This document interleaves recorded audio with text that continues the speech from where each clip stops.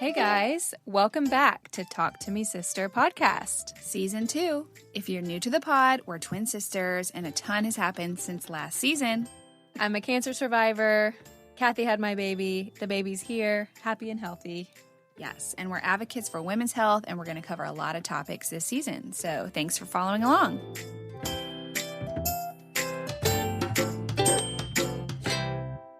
Hey guys, thank you for joining us today. We have a special mini episode all about our American Cancer Society ResearchHers Campaign. Kathy and I are so honored to be co-chairs this year and to be a part of this movement. We have Audrey from American Cancer Society on the podcast with us. She's going to answer all the questions, but we're going to tell you all about the campaign and how you can get involved. I'm a cancer survivor. Kathy and I's father passed away of cancer when we were 4 years old. So many people can relate to a cancer story and how it's touched their lives. So we personally feel honored and moved by this movement. And thanks for listening. Yeah, so Audrey.Williams is here with us. She's incredible. She's passionate about her life, her family, her friends, and the fight against cancer. Audrey has been with the American Cancer Society for almost 7 years, and she is currently the Associate Director of Development for Middle Tennessee. She leads teams, and they fundraise all community and events in Middle Tennessee, like the Making Strides Against Breast Cancer, First Responders, Real Men Wear Pink, of course, ResearchHers, and many others. She moved to Tennessee in February of 2020. What a time to move to another place. And in 2018, 2019, 2020, she was awarded Regents Club for her fundraising performances. In a past life, she was a reporter, which we love. And outside of fundraising and doing incredible work for the American Cancer Society, she enjoys traveling, hiking, boating, and outdoor adventures. Audrey, thank you for chatting with us about this important, incredible cause that is near and dear to our hearts. I can't thank you both enough for having me and spotlighting this campaign and the work of the American Cancer Society. So thank you. And right, what a time to move to a new city right before the world shuts down. But here we are. Here we are. We've made it through. We've made Slowly it through. Still making it through. So before we ask you some questions about the American Cancer Society, tell us how you got connected with ACS. And I know everybody has a story of why cancer is important to them and kind of what encourages you to fight every day. Tell us kind of personally about you. Yeah. So, like you said, I used to be in the news business and loved that. It was exciting, but I just was searching for something a little more fulfilling in my life, something, bigger than me. So I came across a position at the American Cancer Society locally in Peoria, Illinois. And my cousin works for ACS out in Colorado. So I called her. I was like, what is this job? And would I be good at it? And she's like, oh, I never thought about it. But yeah, I think that you would be great. A lot of the skills translate. I've been touched by cancer, but not hugely impacted. My dad and a lot of my family has skin cancer. Ultimately, my dad passed away from Parkinson's disease, but, skin cancer has been a theme in a lot of my family's history. And of course, neighbors and people in your church and folks like that. But nobody super close to me had passed from cancer, thankfully. But now that I'm in the American Cancer Society, there's so many more people have been touched by cancer that will open up to you about it that you maybe didn't know. Exciting news this week. My little cousin was diagnosed with leukemia about 2.5 years ago. He's 5 years old right now, and he just rang the bell this week, and he's in remission. So there's so many amazing stories, but, you get touched by cancer, the more that you're involved with this. So I went to ACS about 7 years ago in Illinois. I didn't know what I was doing, but I've learned and I love our mission. I'm so passionate about the fight. And, every day you get up and it's something bigger than you. You're helping the next generation. So I'm so glad to now be in Tennessee and supporting our work here and just continue to grow and fight. So that's kind of the background of how I got here. We're glad you're here. Yeah. And when you guys approached us to be co-chairs, it was like a no-brainer just because, it means so much to us personally and definitely for me, and anything we can do to help scientists and cancer research to find a cure. I mean, we talk about this a lot, when our dad he also had leukemia. When he was going through treatment, it's been 30 years. So even within a span of 30 years, like how much we've progressed in science and treatment is incredible. So I want to ask you to tell the listeners about the ResearchHers campaign, because I know it's kind of like we loved hearing from you guys, because it's kind of like a female trailblazers purpose-filled campaign, which is up our alley as well. So can you tell everybody listening, what is ResearchHers? Sure. So we capitalize the HERS because it's all about her, and it's about female empowerment. So women make just invaluable contributions to the cancer space, cancer research, yet they were continuously underrepresented and underfunded. So we want to change that. And so we're using this campaign for that purpose. So really this is a campaign fundraising by women to support and sustain women-led cancer research and encourage a pipeline of girls to go into those STEM fields, maybe not just cancer research, but all STEM fields. Girls need to know that it's a possibility, and we need to be having that conversation. We want to ensure with this campaign that women have a seat at the table when it comes to cancer research and leadership. But the cool thing about it is, we've all been touched by different cancers. So it's not necessarily funding cancer research that only affects women. So it's not just about, breast cancer. We fund, as long as it's a female scientist, we'll fund lung cancer or skin cancer or prostate cancer, whatever the case may be. But as long as it's a woman that's leading that research lab, we want to support them. But then I also mentioned, girls going into the STEM field. Mm-hmm. So that's a huge area of priority of education. So we're now funding through ResearchHers a SHE program, capitalized SHE, summer healthcare experience. So we're funding girls, mostly in underprivileged areas, to go to an oncology center and have an immersion program in the summer. So last year we piloted it. We're getting it going. We had 5 institutions and 75 girls got to have that experience and that exposure that they normally wouldn't have. So that's incredible. It makes me want to cry because I have a daughter who I just I know is passionate about math and science, and I'm looking into her future going can you imagine what we would have been able to do just if we knew that these were opportunities, and especially for these girls. I'm so excited to be part of this. Yeah. It's so much. It's a sisterhood. It's female empowerment. This campaign brings together influential women from all different professions, but to support cancer research and women scientists and have that conversation. So, huge, so proud of the work it's doing and being a small part of it. Amazing. So Sarah and I one of our main roles as co-chairs is to get some incredible women on our team to be ambassadors. So can you tell listeners what ambassadors are and how they would be involved in this campaign? Yeah. So we've got a campaign across the state of Tennessee, across the American Cancer Society. We've got other campaigns, but you guys are leading the charge here in Tennessee. So we are looking for strong female leaders in our community that want to help us elevate that conversation. So, we give them talking points. You don't have to know all about it, but just help share that girls can go into STEM and should go into STEM. And then there is a commitment to fundraise a minimum of $2,500. So that way we can fund that very important research. Our color is teal, so we ask you to wear teal or something to just help that conversation as well. So we make it fun, but this campaign is just super meaningful and can raise a lot of money to really make an impact. Amazing. So the ambassadors are committed to raising $2,500, and so does an ambassador feel like they need to just write a check? What are the personally, or what are the different ways that they can raise money? The top commitments that an ambassador does throughout the campaign?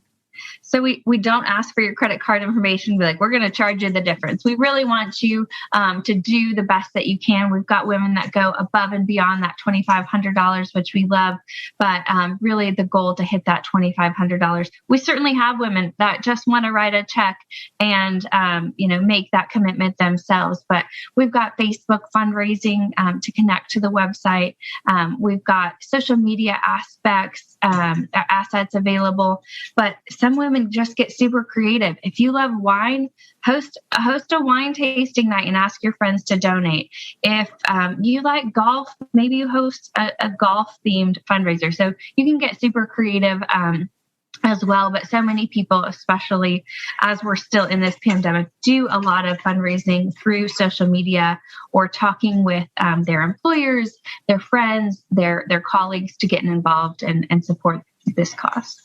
That's awesome. I think that's the good thing about social media these days and how active people are on there, because like Kathy and I, obviously we put our link in our Instagram bio for people to just click and donate, which is easy and it's always on there and people can look up your profile. I've had women be like, I'm not a business owner, or I'm not necessarily women in business, but I mean, we want to send the message that the campaign's open to everyone and anyone. And yes, you're right. Social media is an amazing way to fundraise. Can you tell us just in a quick, bullet points, what are like the top benefits of becoming an ambassador? I think you're part of a sisterhood. I think, you're part of something greater than yourself. You're supporting cancer research for the next generation, and you can really be an example within your own community. Is that good for bullet points? Yes. Yes. Those are 100%. All the good messages. And too, if you're listening and you're representing your company, right? Or like we're representing Talk to Me Sister. So we, get to advertise that on our page. It's a tax write-off. And so those are just some like logistic benefits, right? Yeah, but also too, like what you said about the next generation, like Kathy's talking about her daughter. I mean, that resonates, I think, with most women with children and even men with children. It's to think about that next generation. But speaking of corporate, because you bring up a good point, we've had a lot of businesses say, what are the options for sponsorships and all that kind of stuff. So do we want to go into that question? Yeah, let's go. So the difference between being a corporate sponsor and an ambassador. Yeah. So, and we even have a lot of companies that, they want to be involved and they will support their ambassador, but their ambassador is represented. But we do have several corporate sponsorship levels to have your company's name attached to this at the statewide level. And even, beyond that, if we want to talk regionally or nationally, but, if you just want to write a check and, have your logo and everything attached to it, and sorry, my dog, have your name attached to the campaign, that's certainly a possibility. Yeah. Yeah. And I think if you're listening to, and you don't have the capacity this year to be an ambassador, if you work for a company, most companies are choosing a charity for the year for tax write-off and just for, philanthropy purposes. So it's a great way to kind of pitch our charity and the campaign at ACS to your company. So a lot of people say, like, I can't personally be involved, but how do I help? Like, okay, well, here's what we're doing. Here's the campaign. See if your company's interested in donating. And even that, I think, would go a long way because, obviously every dollar counts. So yeah, it's just kind of connecting us too. And I want to say for people who are listening who think that their company could be a corporate sponsor or just individually want to be an ambassador, we have a kind of liaison on this campaign named Killian Carpenter, and he's fantastic. So Sam's shout out to Killian. Sarah and I have he does a lot of the communication and the organization for us. So if you're an ambassador and you're like, I just don't know if I have time to do all these things, he makes the link for you. He makes your social media post for you. He can talk to your boss if you're interested in getting your company connected. And so really ambassadors are just making connections. And he has been very, very helpful to us. And so our ambassadors will have him as a resource as well. That's such a good point, because we met with a couple ladies last week and we're like, for an ambassador, it's really beneficial to we're really asking just to use your sphere of influence to just get the campaign message out. And if that's really the gist of the commitment, that's an amazing thing. Because personally, just so many amazing women we know have just an impact on their community. So, and Killian can be a great fundraising coach. A lot of women are really like, yes, I want to get involved. I don't know how to fundraise. We've got, that's what we do. He's got so many great ideas. He can, look at your hobbies, your interests, and come up with ideas. So he's a great resource for our ambassadors, and we're happy to have him on the team. We just had a call together with a new ambassador, and she's an executive at a company, but she's also a mom of like 4. And he was like, well, what about your neighborhood? I mean, you could do a lemonade stand at the end of your driveway and promote your campaign to all your neighbors. And that was so cute and just simple. Get the kids involved. Yeah. So little things like that. I think there's nothing too small. So we've seen lemonade stands raise thousands of dollars. So the sky's the limit. The sky's the limit. The kids really know how to fundraise. They really do. You can't turn down a little blue-eyed baby trying to ask for cancer donations. That's right. Yeah. So tell people how to connect with you if they're interested in this campaign. Of course, people will connect with us, but I know that if this campaign doesn't resonate with people, you have a lot of other campaigns that you represent. So tell people how to connect with you if they're interested in other things that ACS is doing. Sure. Yeah, I would say, of course, reach out to you too. If you want to learn more about our campaign here in Tennessee, ACS ResearchHers.org/Tennessee. They can go there and take a look. But to connect with me about all things ACS here in Nashville and Tennessee, or wherever you are, I can get you connected to the right person, or to look more into this campaign. I'd say probably email is best. So it's Audrey, AUDREY .Williams, WILLIAMS @cancer.org. So audrey.williams @cancer.org, and I can get you connected wherever you want to plug in with the American Cancer Society. Amazing. That's perfect. So guys, if you're listening and you're interested in becoming an ambassador for ResearchHers specifically, you're welcome to send Kathy and I a message on our podcast page via Instagram. You can always email us too at talktomesister@gmail.com. Talk to the number 2. Yes, we have to preface that. Also, we have several events. We also have the ResearchHers kickoff, which will firm up dates on our social media when that happens. But we have some fun events coming up. Killian's great and working the event in the works. But we have a Galentine's Day event kickoff. Do we know the date for that yet? It's the 16th of February. So I think that might be at the Thompson Hotel, but we'll preface that on social media. But we have a lot of events coming up, especially for International Women's Day.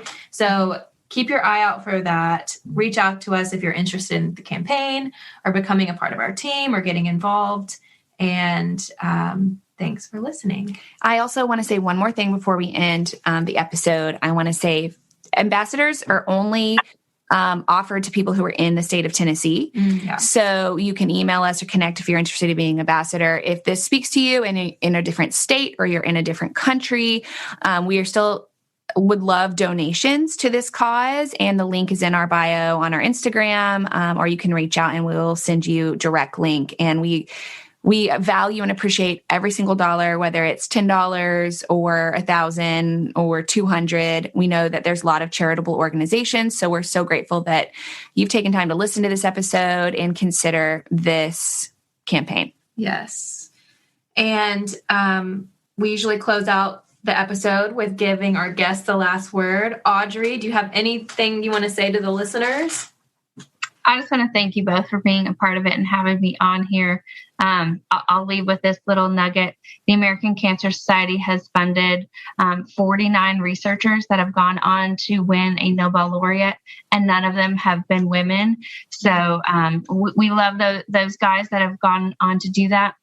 But with this campaign, we're going to fund the first female Nobel laureate funded by the American Cancer Society and just make huge strides in cancer research. So I'll stop before I cry. I know. I'm like, that gives me chills. We need to end this episode and say, let's go, girls. Let's do it. Thank you so much. Thanks, Audrey. We so appreciate you.